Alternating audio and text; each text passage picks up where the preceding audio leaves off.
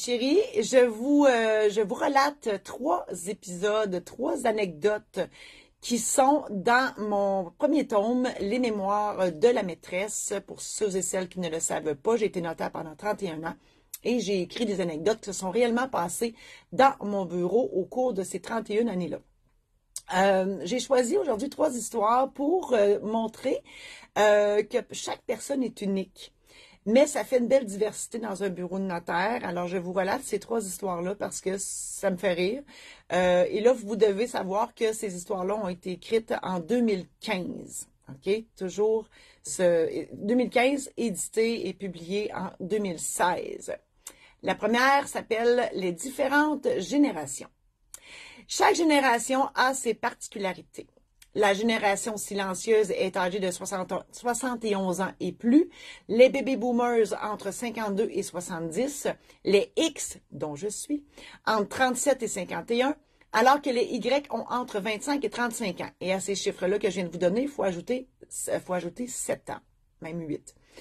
Parce que non, c'est ça, je suis rendue à 50 plus 4 maintenant. Les X sont ça. Donc, les X, ça serait 7 ans, 8 ans, c'est 37, 45 à 56, mettons. Autrefois, le notaire avait beaucoup de notoriété dans notre société, probablement du fait que peu de gens allaient à l'université, ce qui fait que les professionnels, comme les notaires, représentaient l'élite. Pour ma part, je pense que l'élite revient beaucoup plus à tous les préposés, tous et toutes les préposés aux bénéficiaires et aux infirmiers et infirmières. Mais bon, à chacun sa façon de penser, effectivement. Moi, je considère que ces gens-là, les enseignants, enseignantes, psychoéducatrices, psychoéducateurs, les éducateurs, éducatrices, infirmiers, infirmières, préposés aux bénéficiaires, les médecins à la limite, tout ce monde-là, c'est à eux autres que reviennent l'élite. Le salaire devrait venir aussi en conséquence, bien évidemment. Ce n'est pas le cas. À l'époque, les gens importants d'une municipalité étaient le curé, le médecin, le notaire, le banquier et le pharmacien. Cela transparaît encore aujourd'hui quand des personnes âgées viennent au bureau. Rappelez-vous, je ne suis plus notaire, mais j'ai écrit ça en 2015. Puisqu'ils ont encore cette opinion que le notaire est une personne importante dans la vie, ils se mettent sur leur 36 pour venir me voir. Là, je dis 36, mais il y en a qui disent 31. J'avais fait des recherches à l'époque, je ne me rappelle plus ce que ça avait donné, mais bref, pourquoi on dit 31, 36? D'où ça vient ces chiffres-là? Je ne sais pas. Ils revêtent leurs beaux habits et leurs belles robes. C'est beau de voir ça. Plusieurs de la génération silencieuse croient que le notaire Saint-Laurent, c'est un homme. Et oui, je pense que cette impression vient du feuilleton Un homme et son péché, dans lequel le notaire Le Potiron était un personnage assez âgé et bourru.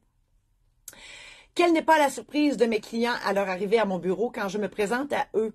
Ils sont étonnés, croyant la plupart du temps que je suis la secrétaire. Mais une fois les salutations faites, tout se passe très bien. Une chance. À l'opposé, nous avons la génération Y. Selon les études, ces personnes n'ont pas le sens de la hiérarchie sociale, ce qui veut dire qu'ils ont tendance à mettre tout le monde sur le même pied d'égalité. Peut-être que c'est ça la solution, j'en ai aucune idée. La caissière d'épicerie est aussi importante que le médecin, de même que le juge est aussi important que la fille des parcomètres. La fille ou le gars des parcomètres. Là. Ici, on n'a plus à moi des parcomètres. C'est tout... Mais oui, c'est vrai, il y en a une encore, elle se promène en char. Oui, tout un système, là. C'est une autre affaire. Comme ils sont jeunes, ils ignorent tout des rouages du déroulement de l'achat d'une maison et ne connaissent pas non plus la profession de notaire. Ils ont vaguement entendu des publicités à la télé sans plus. Alors, quand un Y téléphone au bureau pour savoir combien ça coûte pour acheter une maison, ils le disent comme ça. « Ouais, ben là, ça a l'air que j'ai besoin d'un notaire, là. » Ou « Ben là, c'est bien cher, ça coûte bien cher juste pour un papier. » Ou « Qu'est-ce que tu me donnes pour ce prix-là? » J'ai déjà tout entendu ça. Ah, c'est cher Y. Évidemment, je suis le mal nécessaire dans leur vie qui ralentit le processus de l'atteinte de leur bonheur. Et en plus, je coûte de l'argent. Eux ne se gênent pas du tout pour venir me voir en camisole, short et gougoune. Et c'est bien correct comme ça. Je les prends comme ils sont. Effectivement, eux autres, le notaire, là, c'est en sac bain, là. Ils ne se mettent pas sur le 37, le 31, le 48, eux autres. Non. Quant au Y, Et aux baby boomers, je n'ai rien à dire de spécial. Simplement qu'ils sont compatibles avec moi et avec tout le monde. Je dis pas que les autres sont pas compatibles, c'est pas ça, mais ça fit mieux, mettons. Eux s'habillent pas trop chic, pas trop sloppés, juste normal pour me rencontrer. Normal, tout est relatif dans la vie. Le contraste est assez frappant lorsqu'une transaction immobilière entre un vendeur qui provient de la génération silencieuse et un acheteur qui est un Y. Le vendeur ne veut pas de problème suite à la vente de sa maison et jure que celle-ci est en excellente condition puisque c'est lui qui l'a bâtie. Hein? Si tu veux de plus, c'est lui qui l'a bâti. Sa femme pleure toutes les larmes de son corps parce que tous ses enfants sont nés en ces lieux et qu'une page d'histoire importante se tourne. Effectivement, j'ai des histoires délicieuses dans mes livres qui racontent ça. Puis c'est vrai, là, pour avoir vendu ma maison il n'y a pas si longtemps, c'est un lieu, la maison, hein, où il arrive plein de choses, des naissances, des fêtes, des décès à la limite, des beaux événements, plein de souvenirs. Eh bien, lorsqu'on va à la maison, mais ces souvenirs-là nous restent, mais la maison n'est plus là. Donc, c'est sûr que ça amène des émotions pour avoir vécu ça il n'y a pas si longtemps. L'acheteur, lui, tout ce qui l'intéresse, c'est de savoir si la télécommande des portes du garage est dans la maison. Bien important. Un garage. Surtout le gars. Hein? Les gars, ils achètent une maison. C'est lui qui a acheté ma maison, parenthèse, il a acheté un garage avec une maison annexée. Lui, il a acheté la maison pour le garage, ce qui est drôle. Et combien ça coûte de taxes par année. Ça aussi, c'est important de savoir comment ça coûte, cette maison-là. Une fois le contrat signé, l'acheteur raconte en long et en large à grands coups de bras dans les airs qu'il fera tomber des murs et agrandira la cuisine. Bref, il transformera toute la maison. En plus, il a le culot d'inviter le vendeur et sa femme à venir voir ça quand ça sera fini. Autant vous dire que le vendeur décline rapidement l'offre et qu'il se sauve presque en courant comme si l'acheteur était le diable en personne. J'ai vécu ça. Sa femme, un mouchoir à la main, le suit résigné et triste, sachant que son nid d'amour sera entièrement réaménagé. Vraiment, j'ai vécu cette histoire-là. Écoute, les acheteurs, des jeunes, eux autres, ils en avaient, tu sais, amenez-en des projets, à défaire des murs, puis tout. Puis, tu sais, il était passionné dans son histoire de projet. Le couple de vendeurs âgés, eux autres, ils étaient comme, oh mon Dieu, tu voyais dans leurs yeux, là, ils n'en revenaient pas pantoute, parce que pour eux autres, ils avaient vécu là pendant 40 ans. Ils étaient bien corrects, leur maison. Mais là, eux autres, qui défont tous les murs, puis tout, puis qui chambardent tout ça, c'était inconcevable pour eux autres. La morale juridique de cette histoire, peu importe la génération de ses clients, le notaire se doit de connaître et de comprendre leurs besoins. Ainsi, le contenu du contrat à intervenir entre eux doit refléter clairement leur volonté.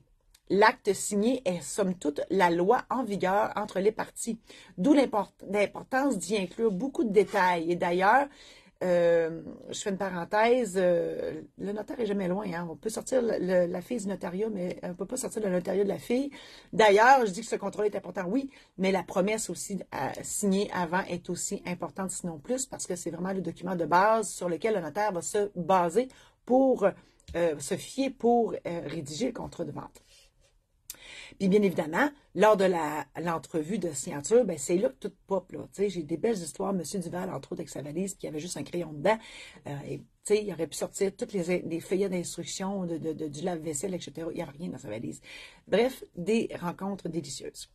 La morale philosophique de cette histoire, si l'expérience de la vieillesse s'accordait avec l'insouciance de la jeunesse, la vie serait bien plus harmonieuse.